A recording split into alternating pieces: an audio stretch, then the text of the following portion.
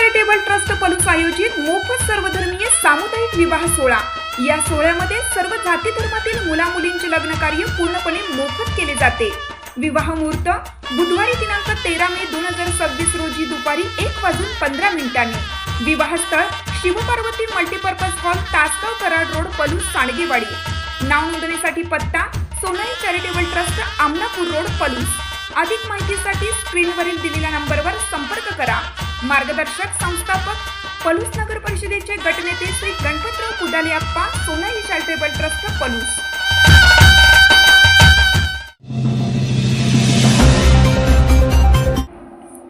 शासनाने जुने निकष बाजूला ठेवून सध्याच्या बाजारभावाप्रमाणे शेतकऱ्यांना भरपाई द्यावी। आमदार विश्वजित कदम अंकलखोप आणि नागठाणे येथील नुकसानग्रस्त बागांची केली पाहणी। मंगळवारी पलूस तालुक्यासह सांगली जिल्ह्यात झालेल्या अवकाळी पाऊस, गारपीट आणि वादळी वाऱ्याने शेतकऱ्यांच्या हातातोंडाशी आलेला घास हिरावून घेतला आहे। या संकट काळात बळीराजाला आधार देण्यासाठी महाराष्ट्र राज्याचे माजी कृषी व सहकार राज्यमंत्री आमदार डॉक्टर विश्वजित कदम यांनी आज सोमवारी प्रत्यक्ष बांधावर जाऊन नुकसानीची पाहणी केली। आमदार विश्वजित कदम यांनी अंकलखोप येथील शेतकरी राहुल बिरनाळे यांच्या केळीच्या बागेची आणि नागठाणे येथील प्रमोद पाटील व दिलीप कुलकर्णी यांच्या द्राक्ष बागेची सविस्तर पाहणी केली। वादळी वारे व गारपीटमुळे केळीचे व द्राक्षांच्या कांडींची मोडतोड पाहून त्यांनी तीव्र चिंता व्यक्त केली। यावेळी त्यांनी उपस्थित महसूल व कृषी विभागाच्या अधिकाऱ्यांना विनाविलंबाने सरसकट पंचनामे करण्याचे कडक आदेश दिले। शेतकऱ्यांवर आसमानी संकट कोसळलं असून मी स्वतः कृषी मंत्री आणि महसूल मंत्र्यांकडे पाठपुरावा करून बळीराजाला जास्तीत जास्त मदत मिळवून देण्यासाठी प्रयत्नशील राहील। शासनाने जुने निकष बाजूला ठेवून सध्याच्या बाजारभावाप्रमाणे शेतकऱ्यांना भरपाई द्यावी अशी मागणी आमदार कदम यांनी यावेळी केली। एकही नुकसानग्रस्त शेतकरी पंचनाम्यापासून वंचित राहणार नाही अशी ग्वाही देखील त्यांनी ग्रामस्थांना दिली। या पाहणी दौऱ्यात पलूसच्या तहसीलदार दीप्ती रिठे, कृषी विभागाचे कांबळे, गटविकास अधिकारी राजेश कदम, जिल्हा परिषद सदस्य सुदीप गडदे, पलूस पंचायत समितीचे उपसभापती वैभव उगळे तसेच अंकलखोप व नागठाणे येथील नुकसानग्रस्त शेतकरी आणि ग्रामस्थ उपस्थित होते।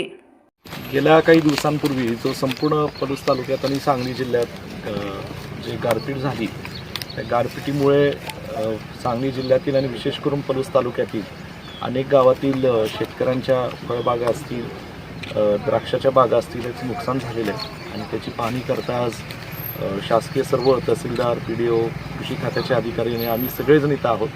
अंकलखोप गावातलं क्षेत्र पलूस तालुक्यातलं सर्वात जास्त बाधित झालेलं आहे आणि निश्चितच या गारपिटीमुळं शेतकऱ्यांवर आता एक मोठं संकट ह्यातनं कोसळलेलं आहे। परंतु ह्या पलूस कडेगावचा लोकप्रतिनिधी म्हणून आम्ही आणि शासनाच्या माध्यमातून लवकरात लवकर आता पंचनामे तर झालेलेच आहेत, मी तोंडी सूचना अधिकाऱ्यांना दिल्याच होत्या, पंचनामे तातडीने करा आणि त्यानुसार जवळजवळ मला वाटतं 90% पंचनामे झाले असतील, काही 5-10% राहिले असतील ते आज होऊन जातील। परंतु शासनाकडनं तातडीने मदत मिळावी ही मागणी मी शासनाला, कृषी मंत्र्यांना, महसूल मंत्र्यांना करणारच आहे।